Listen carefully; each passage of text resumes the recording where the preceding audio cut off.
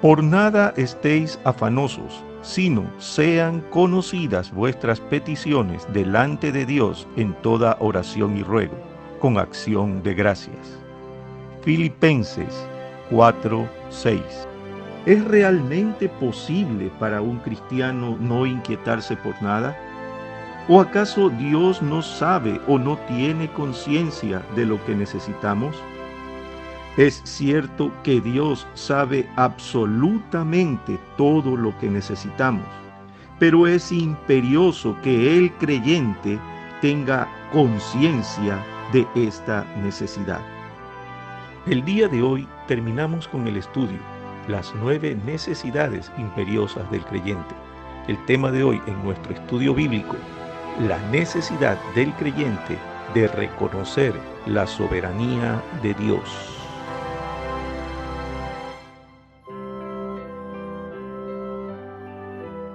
Muy buenas noches, queridos hermanos, sean todos ustedes bienvenidos a esta noche de estudio bíblico. Les invito a abrir sus Biblias en el libro de Daniel. Vamos a leer del capítulo 2, los versos del 20 al 22. Libro de Daniel, capítulo 2, los versos del 20 al 22. Y Daniel habló y dijo: sea bendito el nombre de Dios de siglos en siglos, porque suyos son el poder y la sabiduría.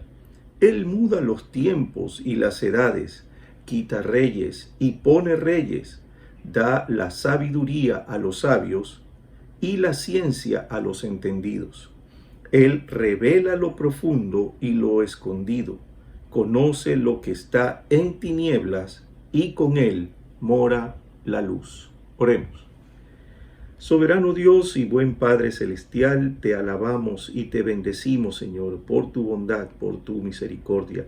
Gracias, Señor, porque en tu voluntad, que es buena, agradable y perfecta, nos has reunido, Señor, para poder aprender más de tu palabra.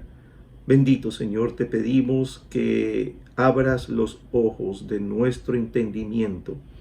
Padre eterno, que tu Santo Espíritu, que mora en cada uno de nosotros, sea la conexión perfecta para que tu palabra fluya libremente a través de nosotros, Señor, y nos instruya.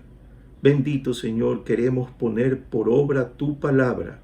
Ayúdanos, muéstranos la senda en todo momento.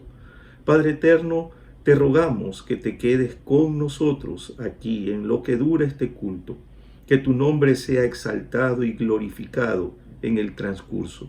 Gracias te damos, Señor. Oramos en el santo y bendito nombre de nuestro amado Salvador, Cristo Jesús. Amén. Bueno, queridos hermanos, hoy terminamos nuestro estudio de las 9 necesidades imperiosas que debe tener el creyente. Sí, hoy damos por finalizado este curso y bueno, nos toca ver una de las necesidades, creo yo, que es más imperiosas que tiene el creyente, que es la necesidad de confiar o de reconocer la soberanía de Dios. Miren, en este tiempo se han venido formulando ciertas preguntas, ciertas inquietudes en la mente de las personas. Más aún en estos 2 años prácticamente que llevamos con esta pandemia que se ha llevado la vida de muchas personas. Y la pregunta es, ¿quién gobierna en las cosas o en lo que sucede aquí en la tierra? ¿Es Dios o es Satanás? Y surge esta pregunta porque muchas personas tienen el pensamiento o se les ha inculcado desde pequeño que las acciones malas se pagan aquí en la tierra, que todo es como un boomerang, que si uno hace alguna acción mala aquí en la tierra a alguien, se le va a devolver de la misma manera aquí en la tierra. Que cuando uno muere, prácticamente, sea lo que sea, pasa a gozar directamente de la presencia de Dios. Y miren, esto hace pensar y hace creer de que Dios es soberano, sí, pero solamente en el cielo, y que en la tierra gobierna la maldad que está presidida pues por Satanás. Entonces hay que sacar de la mente este tipo de creencias que lo que hacen es confundir al pueblo de Dios. ¿Quién gobierna actualmente en los asuntos de la tierra? ¿Es Dios o es Satanás? Miren, queridos hermanos, bíblicamente, quiero demostrarles lo que significa la soberanía de Dios. Y les invito que vayan a su Biblia para leer del primer libro de Crónicas, el capítulo 29, vamos a leer el verso 11. Crónicas, primer libro de Crónicas, capítulo 29 y el verso 11. Tuya es, oh Jehová, la magnificencia y el poder, la gloria, la victoria y el honor, porque todas las cosas, miren bien, todas las cosas que están en los cielos y en la tierra son tuyas.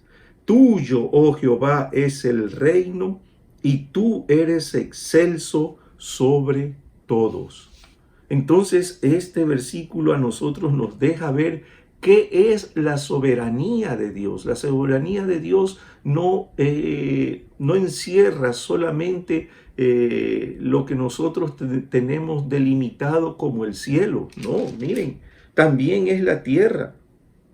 Tuya, oh Jehová, es la magnificencia y el poder, la gloria, la victoria y el honor, porque todas las cosas que están en los cielos y en la tierra son ¿de quién? Son tuyas.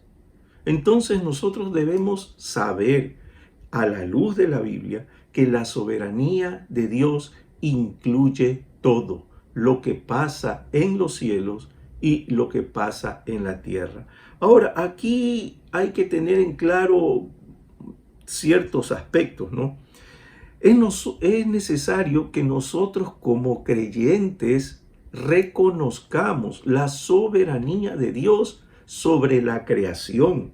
Miren, un texto bíblico que nos indica exactamente la soberanía de Dios en la creación es el de Apocalipsis 4:11, el último libro de la Biblia. Les invito a ir a este libro de la Biblia, libro de Apocalipsis, capítulo 4 y el verso 11.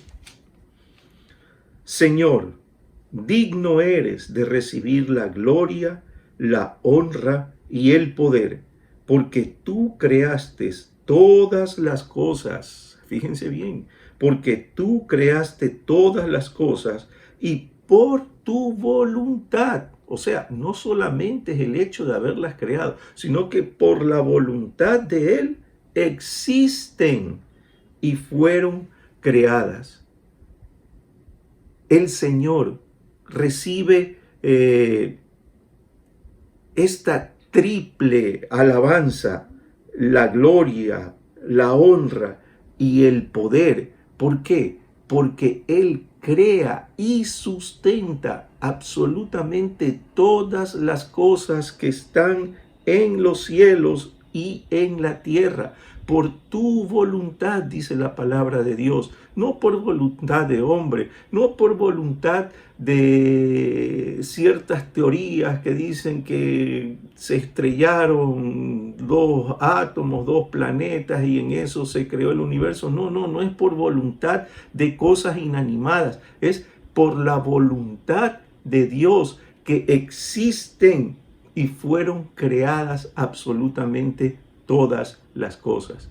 Entonces, este versículo nos deja ver bien en claro lo que es la soberanía de Dios sobre la creación. Y hay otros textos también importantes que podemos ver. Por ejemplo, en el libro de los Salmos tenemos dos textos muy importantes. El Salmo 135, miren, Salmo 135, el verso 6. 135, verso 6. Todo lo que Jehová quiere, lo hace, en los cielos y en la tierra, en los mares y en todos los abismos. Todo lo que Jehová quiere, lo hace. Y el Salmo 115, el verso 3. Miren lo que nos dice Salmo 115 y el verso 3. Nuestro Dios está en los cielos. Todo lo que quiso ha hecho. Absolutamente todo lo que quiso Él ha hecho. Dios es soberano, incluso sobre cualquier autoridad impuesta.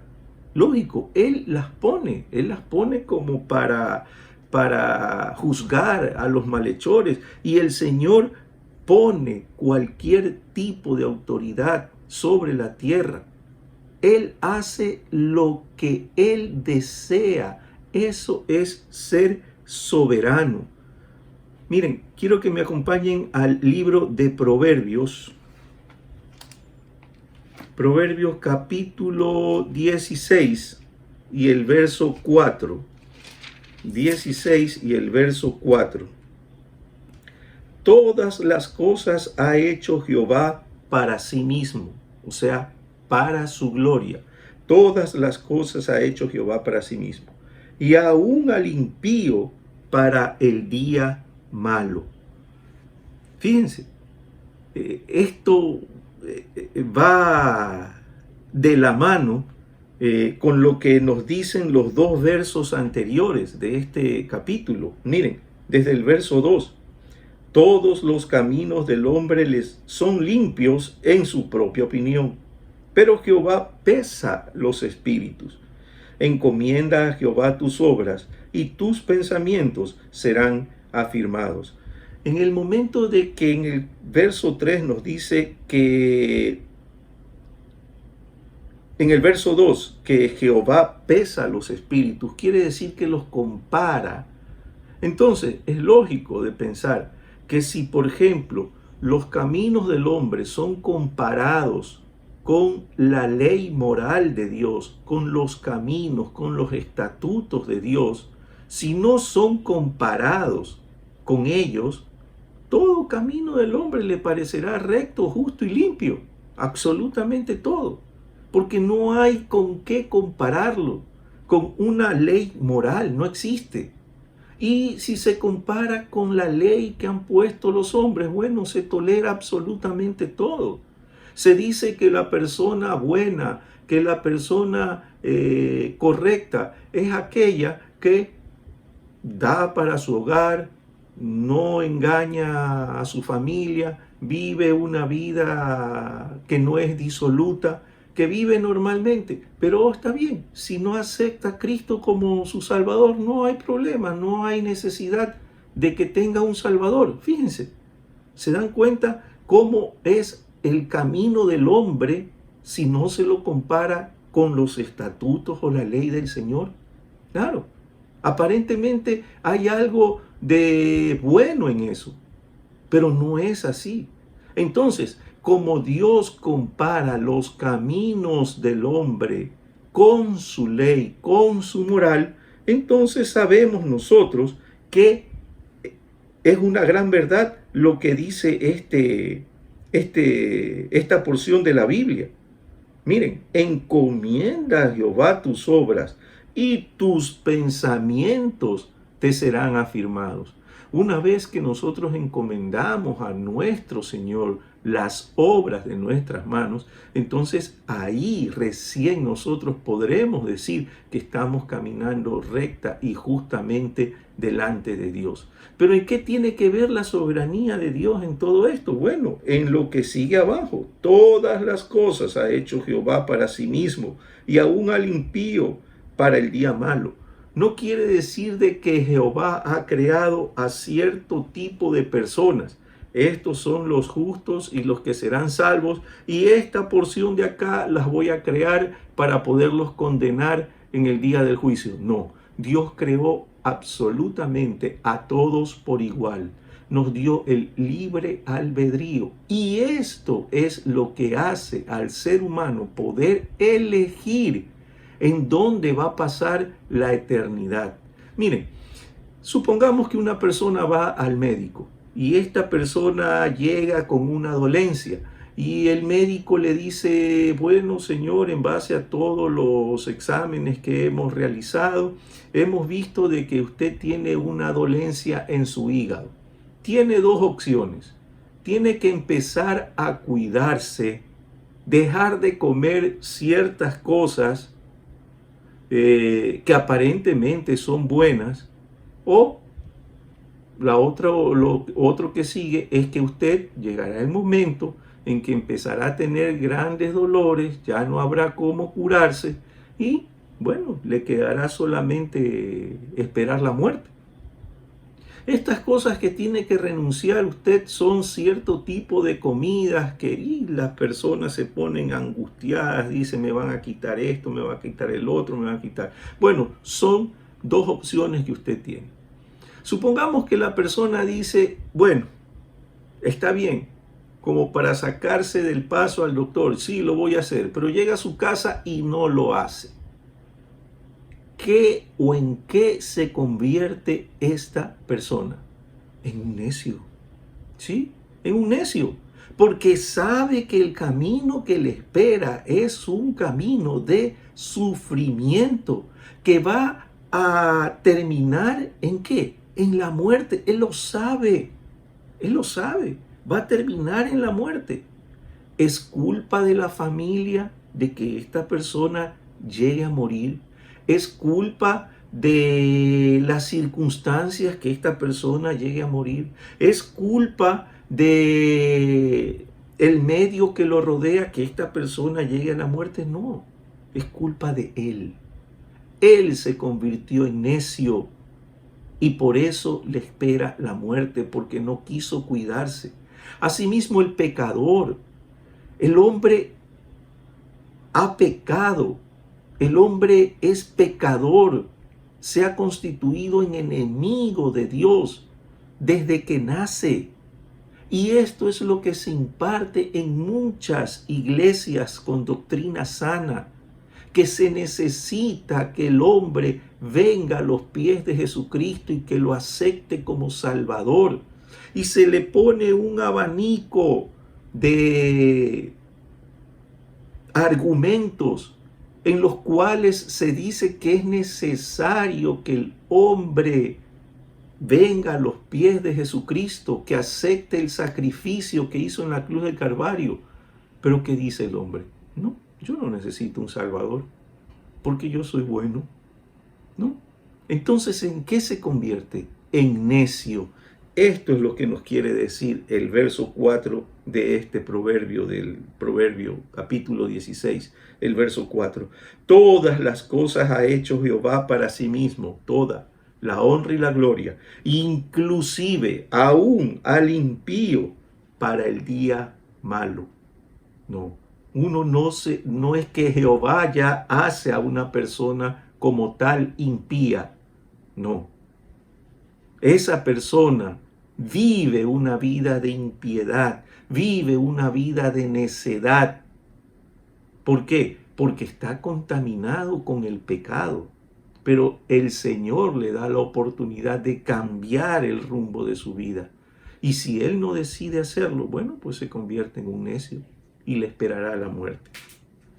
Entonces vemos que es necesario que la persona o el creyente vea que Dios es soberano en la creación, en todo lo que ha creado.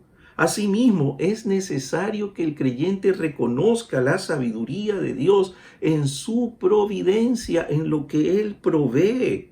Miren, Dios gobierna la materia inanimada. Sí, la gobierna Dios. Hay ahora científicos que prácticamente le dan a la materia inanimada vida, como que ellos o estas soluciones o materias prácticamente se mueven por sí solas, que tienen cierto tipo de vida propia. Y eso es incorrecto. Dios gobierna la materia inanimada. Veamos el libro de Génesis. Génesis capítulo 6. Capítulo 6 y el verso 17. Génesis 6 y el verso 17.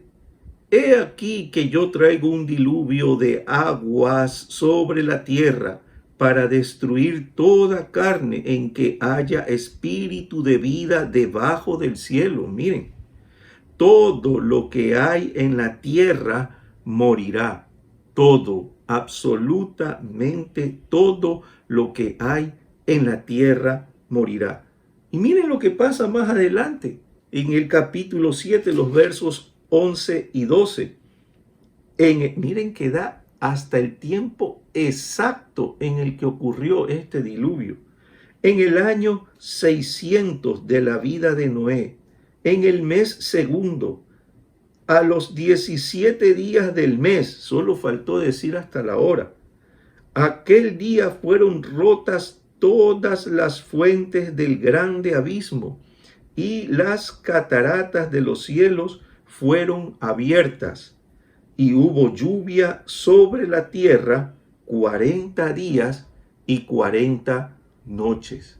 Fíjense, si todos estos grandes abismos fueron abiertos y Dios no hubiese tenido el control sobre las cosas inanimadas, ¿por qué duró solamente 40 días y 40 noches? ¿Por qué es esa actitud? Porque es la voluntad de Dios, mi querido amigo. Esa es la soberanía de Dios. Dios decide cuánto tiempo va a durar el castigo de cada persona. Dios decide cuánto va a durar la prueba de cada persona. Así es, esa es la soberanía de nuestro Señor. Inclusive, Él sabía cuánto iba a durar el tiempo sobre el cual vino el juicio sobre Egipto y también tuvo el control sobre las cosas inanimadas que ocurrieron dentro de estas plagas. Miren, vamos al libro de Éxodo. Éxodo capítulo 9. Veamos del capítulo 9 los versos del 23 al 26. Y Moisés extendió su vara hacia el cielo, y Jehová hizo tronar y granizar, y el fuego se descargó sobre la tierra, y Jehová hizo llover granizo sobre la tierra de Egipto. Hubo pues granizo y fuego mezclado con el granizo, tan grande, cual nunca hubo en toda la tierra de Egipto desde que fue habitada. Y aquel granizo hirió en toda la tierra de Egipto. Fíjense lo importante de esta porción. ¿Cuántas veces se repite la palabra todo? O sea, absolutamente todo. Y aquel granizo hirió en toda la tierra de Egipto todo lo que estaba en el campo, así hombres como bestias. Asimismo destrozó el granizo toda la hierba del campo y desgajó todos los árboles del país. Verso 26. Solamente en la tierra de Gosén, donde estaban los hijos de Israel, no hubo granizo. En la actualidad hay muchos arqueólogos bíblicos que se han dedicado al estudio de todos estos eventos como para darle cierto grado de credibilidad. En realidad no necesito que ellos me digan a mí que es verdad que sucedió. Está escrito en la Biblia. Y por eso yo lo creo. Yo creo que si el pueblo de Egipto, la ciudad con todo lo demás, los egipcios donde habitaban, estaban de un lado Y del otro lado, como se podría decir, en la acera del enfrente, estaba la tierra de Gosén, y ahí habitaban los israelitas. Yo considero que ni la más mínima partícula de granizo cruzó para el lado de donde estaba el pueblo de Israel. ¿Por qué? Porque Dios es soberano, querido amigo. Dios es soberano, mi querido hermano. Él tiene la soberanía y el control sobre todas las cosas inanimadas. Bueno, pues también Dios gobierna a las criaturas irracionales. Fíjense, no solo a lo inanimado, también a los seres irracionales, digamos así, a los animales. Miren, capítulo 6 del Génesis. Capítulo 6 del Génesis está Noé construyendo el arca, ya la había construido. El verso 19, dice: y todo lo que vive, de toda carne, 2 de cada especie meterás en el arca, para que tengan vida contigo, macho y hembra serán. De las aves, verso 20 también, de las aves según su especie, y de las bestias según su especie, de todo reptil de la tierra según su especie, 2 de cada especie entrarán contigo para que tengan vida. Miren, queridos amigos, queridos hermanos, no es que Noé, al recibir este mandato de Dios, tuvo que ponerse su arco, su flecha, quizás, y salir con una soga a cazar, se podría decir, como un safari, a cazar a 2 especímenes de cada uno de los animales que estaban creados en ese tiempo. No, la voluntad de Dios fue explícita y la soberanía de Dios se vio en esto cuando los animales por sí solos llegaron hasta el arca. Noé no tuvo que salir a buscarlos. ¿Cómo me va a decir eso, hermano? O sea que los animales van a saber y van a poder prever o quizás en algún momento van a poder adivinar que se venía un diluvio, iban a querer encontrar una guarida. No es eso. Es Dios que tiene la soberanía aún sobre los seres irracionales. Y en la Biblia está demostrado por muchas ocasiones, aquí vamos a ver 2, en las cuales Dios hace que los animales vayan y se presenten ante el hombre, ante el ser humano. Miren, el primero se encuentra en el libro de Números. Números capítulo 11, el verso 31. 11, verso 31. El pueblo de Israel estaba en el desierto. Pedía carne porque ellos no estaban acostumbrados al maná. Y decían: queremos llenar nuestro vientre de carne, de la misma carne que llenábamos nuestro vientre en Egipto. Fíjense, qué rebelde este pueblo. Bueno, pues Dios le da carne.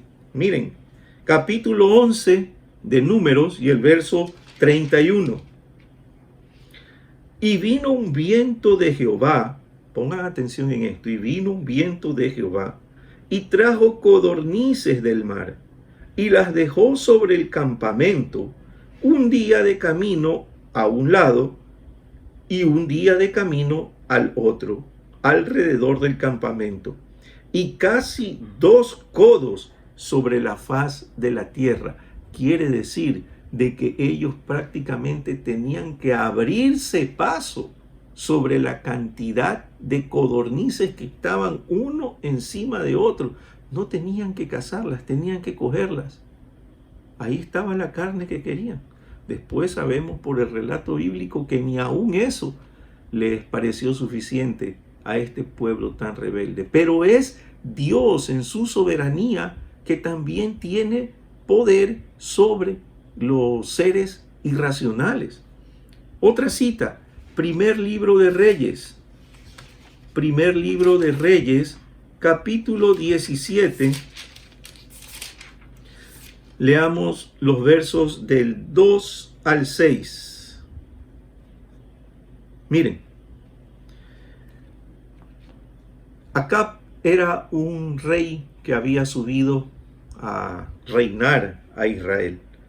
Pero este rey era un rey impío, un rey que prácticamente no creía o le parecían muy ligeros los caminos de Dios, los tomó con ligereza. Miren lo que nos dice en el capítulo 16 y el verso 31, porque le fue ligera, de ahí mismo del primer libro de Reyes, porque le fue ligera cosa andar en los pecados de Jeroboam, hijo de Nabat, y tomó por mujer a Jezabel, hija de Et-Baal, rey de los Sidonios, y fue y sirvió a Baal y lo adoró. Esto es lo que hizo el rey Acab. Sobre esto vino un castigo por parte del Señor, vino una sequía. Hasta en esto el Señor tiene su soberanía. Miren, y es lo que nos dice el capítulo 17 del primer libro de Reyes, desde el verso 2. Y vino a él palabra de Jehová diciendo a Elías: apártate de aquí y vuélvete al oriente y escóndete en el arroyo de Querit, que está frente al Jordán. Beberás del arroyo, y yo he mandado a los cuervos que te den allí de comer. Y él fue e hizo conforme a la palabra de Jehová, pues se fue y vivió junto al arroyo de Querit, que está frente al Jordán. Y los cuervos le traían pan y carne por la mañana, y pan y carne por la tarde, y bebía del arroyo. Fíjense, el Señor tiene potestad, tiene soberanía aún sobre los seres irracionales. Y esto es necesario que todo creyente lo tenga bien en claro. Es necesario también que el creyente reconozca la soberanía de Dios. ¿En qué cosa? En las oraciones. Sí, esto es algo muy importante. Miren, Dios ha designado la oración como una bendición para el creyente. Sí, es una bendición espiritual por medio de la cual nosotros podemos crecer en gracia delante de Él. Miren lo que el consejo del apóstol Pablo nos dice en la primera carta a los tesalonicenses, el capítulo 5. Primera carta a los tesalonicenses, capítulo 5, y el verso 17. Orad sin cesar. Orad sin cesar. Mire, esto sugiere de que la persona debe mantenerse en una actitud de oración en todo momento. Es una actitud mental de oración. ¿Qué quiere decir una actitud mental de oración? Una actitud en la cual nosotros tengamos la conciencia de que Dios nos está viendo, escuchando en todo momento del día. Una actitud en la cual todo, absolutamente todo lo que nos pueda suceder, nosotros lo podamos presentar ante el Señor.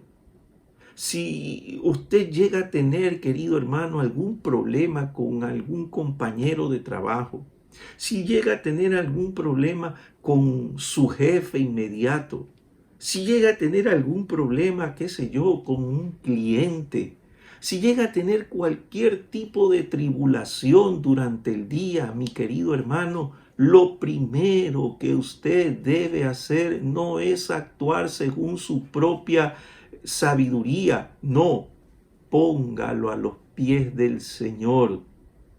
Dígale: Señor, ¿cómo debo actuar? Muéstrame la forma.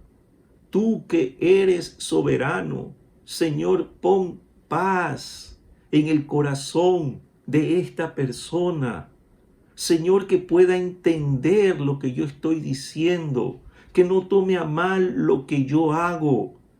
Señor, te lo suplico. Eso es mantenerse en actitud de oración todo el día. Orar sin cesar quiere decir que nosotros tenemos en todo momento que reconocer que la oración, más que un medio por el cual nosotros queremos que Dios nos cumpla algo, es un medio mediante el cual nosotros podemos también pedirle a Dios que haga su soberana voluntad sobre las personas que nos rodean. ¿Sí? Eso es mantenerse en una actitud de oración, y es necesario que nosotros reconozcamos la soberanía de esto, la soberanía sobre nuestras oraciones, la soberanía de Dios. Pero usted me ha de preguntar, bueno, si uno no puede conseguir todo lo que pide mediante la oración, bueno, ¿cómo podemos tener en cuenta las palabras del Señor Jesucristo que quedaron detalladas en el Evangelio de Juan, el capítulo 16 y el verso 23? Miren, Juan capítulo 16 y el verso 23. En aquel día, dice el Señor Jesucristo, no me preguntaréis nada. De cierto os digo, que todo cuanto pidiereis al Padre en mi nombre, os lo dará. Pero miren, yo siempre he dicho que la palabra de Dios es un conjunto de normas que van ligadas entre sí. No es que cada uno o cada una de las personas que escribieron estos libros, estos evangelios, estas cartas, no la escribían porque se la imaginaban y quisieron escribirlos y no tenían ninguna relación con la otra. No, la Biblia es una unidad. El Espíritu Santo que inspiró a estos hombres la escribió como una unidad. Y este pasaje nosotros tenemos que leerlo junto con lo que nos dice la primera carta del apóstol Juan. Primera carta del apóstol Juan, que escribió también el Evangelio de Juan. Primera carta del apóstol Juan, capítulo 5 y el verso 14. Miren, y esta es la confianza que tenemos en Él, que si pedimos alguna cosa, o sea, esta es la confianza, lo que voy a leer, que si pedimos alguna cosa conforme a su voluntad, Él nos oye. Sí, es que hay que pedir las cosas de acuerdo a la voluntad de Dios para que el Señor nos oiga. Entonces, hermano, me han de preguntar, hermano, pero entonces, ¿cuál es la voluntad de Dios? Debemos conocer la voluntad de Dios. Debemos primero saber qué es lo que Dios nos va a poder dar, qué es lo que Dios no nos va a poder dar de acuerdo a su voluntad. No, mi querido hermano. No es necesario que nosotros conozcamos qué es lo que Dios, como en una lista, decir esto te doy, esto no te doy, esto de aquí te doy, esto no te doy. No, no es necesario eso. La voluntad de Dios está explícita en la palabra del Señor para todo creyente. Miren lo que nos dice el libro de Santiago. Santiago capítulo 4 y el verso 3. Miren, Santiago capítulo 4 y el verso 3. Pedís y no recibís, porque pedís mal, para gastar en vuestros deleites. La voluntad de Dios no es para que nosotros pidamos para recibir de acuerdo a nuestros deleites. Esa no es la voluntad de Dios. ¿Saben cuál es la voluntad de Dios, queridos hermanos? La voluntad de Dios es que se predique el Evangelio. La voluntad de Dios es que se sufra en nombre del Evangelio. La voluntad de Dios es que se obedezca a Dios en todas sus normas. La voluntad de Dios es que a Él se lo glorifique delante de cualquier persona. Esa es la voluntad de Dios, querido hermano. Si usted actúa de esta forma, si usted pide las cosas de acuerdo a esta forma, créame que el Señor le va a conceder. Está mal pedir por un trabajo, está mal pedir por una vivienda, está mal pedir por un medio de transporte. No, mi querido amigo, no está mal. Pero Dios ya sabe que usted tiene necesidad de estas cosas.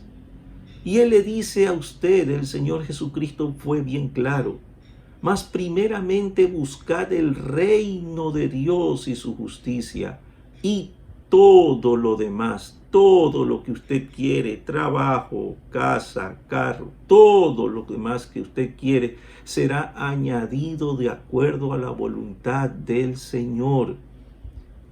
¿Qué es lo que usted tiene que pedir? Usted tiene que pedir: Señor, ayúdame, porque yo quiero servirte cada día más.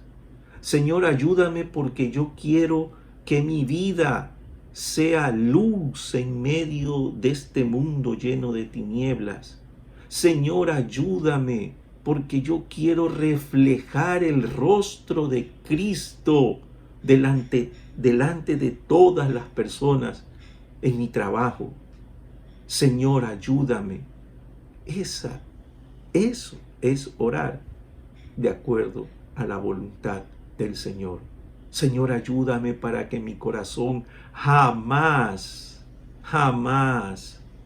pueda darle apertura a falsas doctrinas, a doctrinas de error, para que no se corrompa mi alma. Eso es orar de acuerdo a la voluntad de Dios. Y bueno, nosotros necesitamos también saber algunas actitudes que debemos tener acerca de la soberanía de Dios. Y bueno, lógico, la primera es que nosotros debemos desarrollar un temor a Dios, un temor reverente y santo. El libro de Proverbios, el capítulo 1, y yo sé que todos aquellos que les gusta escudriñar las Escrituras sabrán a qué versículo me refiero. Capítulo 1 de Proverbios, el verso 7. Miren, el principio de la sabiduría es el temor de Jehová. Los insensatos desprecian la sabiduría y la enseñanza. Es el principio, lo primero, lo primordial, lo que debe estar primero, lo que debe primar en nuestra vida es la reverencia, el amor, la confianza en que Dios es soberano y que hará las cosas de acuerdo a su voluntad. Ese es el temor de Dios. El temor de Dios no es tener miedo. El temor de Dios es el respeto, el honor, la honra que nosotros tenemos que darle como hijos suyos. Otra cosa más. Bueno, en segundo lugar, nuestra actitud acerca de la soberanía de Dios debe ser una de entera resignación por la voluntad divina. Una resignación igual como la que tuvo el Señor Jesucristo en el Getsemaní. Miren el Evangelio de Mateo, capítulo 26 de Mateo, los versos 36 al 42. Miren lo que nos dice. Entonces llegó Jesús con ellos a un lugar que se llama Getsemaní y dijo a sus discípulos: sentaos aquí entre tanto que voy allí y oro. Y tomando a Pedro y a los dos hijos de Zebedeo, comenzó a entristecerse y a angustiarse en gran manera. Estaba angustiado. Entonces Jesús le dijo: mi alma está muy triste hasta la muerte. Quedaos aquí y velad conmigo. Yendo un poco adelante, se postró sobre su rostro, orando y diciendo: Padre mío, si es posible, fíjense, clamaba a la soberanía de Dios. Si es posible, pase de mí esta copa, pero no sea como yo quiero, sino como tú. Vino luego a sus discípulos y los halló durmiendo, y dijo a Pedro: así que no habéis podido velar conmigo una hora. Velad y orad para que no entréis en tentación. El espíritu a la verdad está dispuesto, pero la carne es débil. Otra vez se fue y oró por segunda vez diciendo: Padre mío, si no puede pasar de mí esta copa sin que yo la beba, hágase tu voluntad. Y es la forma como nosotros debemos dirigirnos y saber cómo es la voluntad del Señor. No es que Dios hace las cosas que nosotros le pidamos. Nosotros le pedimos, pero tenemos que saber que el Señor nos puede responder de acuerdo a su voluntad. Y la forma correcta de pedir es: Señor, si no puedes o si tú consideras que yo debo enfrentar este problema, Señor, dame la fortaleza, dame el coraje para que tu nombre sea glorificado, para que nadie pueda mancillar tu nombre. Esa es la forma correcta de pedir las cosas de acuerdo a la soberanía de nuestro Dios. Y una tercera actitud que nosotros debemos tener en cuenta es una actitud de agradecimiento, una actitud de gozo. Miren, queridos hermanos, esto es muy importante. En la carta a los Efesios, el capítulo 5 y el verso 20 nos dice el apóstol Pablo: dando siempre gracias por todo al Dios y Padre en el nombre de nuestro Señor Jesucristo. Pedir las cosas en el nombre de nuestro Señor Jesucristo sencillamente es que al orar en el nombre de Él, en el nombre de Jesucristo, nosotros tenemos la plena convicción y la confianza y la fe de que el Señor Jesús va a interceder por nosotros ante el trono de un Dios santo. Imagínense, qué gran orgullo, qué gran ayuda es esa. Orar en el nombre del Señor Jesucristo significa eso, querido hermano. Entonces usted debe tener esa actitud de agradecimiento y de gozo, sabiendo de que su oración ha sido escuchada. Tenemos que ser inclusive también como lo fue Job. Job, miren lo que nos dice el libro de Job, el capítulo 2. Y ya con esto terminamos. El capítulo 2 del libro de Job y el verso 10. Después de todo lo que le había sucedido a Job, había perdido sus bienes, había perdido sus hijos, había perdido absolutamente todo. Su mujer le dice en el verso 9 de este capítulo 2, entonces le dijo su mujer: ¿aún retienes tu integridad? Maldice a Dios y muérete. Y miren Job lo que le responde. Y él le dijo: como suele hablar cualquiera de las mujeres fatua, has hablado. ¿Qué? ¿Recibiremos de Dios el bien y el mal no lo recibiremos? En todo esto no pecó Job con sus labios. Job reconoció en definitiva que la soberanía de Dios es en los tiempos buenos y también es en los tiempos malos. Miren, queridos hermanos, es necesario que nosotros reconozcamos la soberanía de Dios en la creación, que nosotros reconozcamos la soberanía de Dios en nuestras oraciones. Es algo muy necesario, es una necesidad imperiosa del creyente. Es verdad, estamos pasando por tiempos muy difíciles. No sabemos cuándo va a terminar la pandemia. No sabemos qué consecuencias va a traer. Pero, querido hermano, quiero instarle en el nombre del Señor Jesucristo.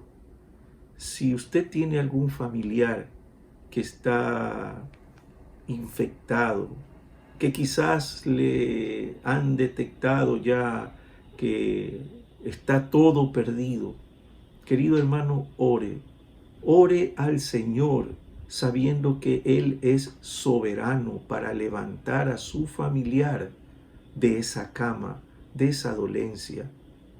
Ore pidiéndole que lo sane, pero no se olvide tampoco de pedir que si no es la voluntad del Señor que Él se sane, sino que pase a la presencia del Señor, pídale también a este Dios soberano que no se olvida de nada de lo que está creado aquí en la tierra.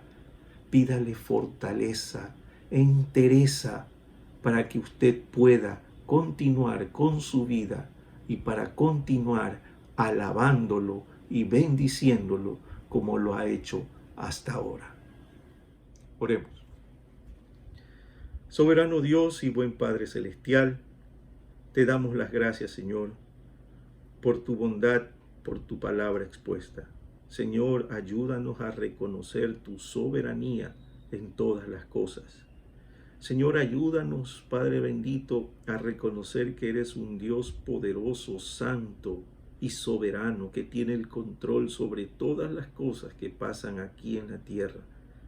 Oh Padre bendito, y ayúdanos a tener una actitud frente a tu soberanía, que es la actitud de que si no recibimos, Señor, en algún momento una respuesta, es porque tú consideras que lo que estamos pidiendo no va a ser para crecimiento de nosotros.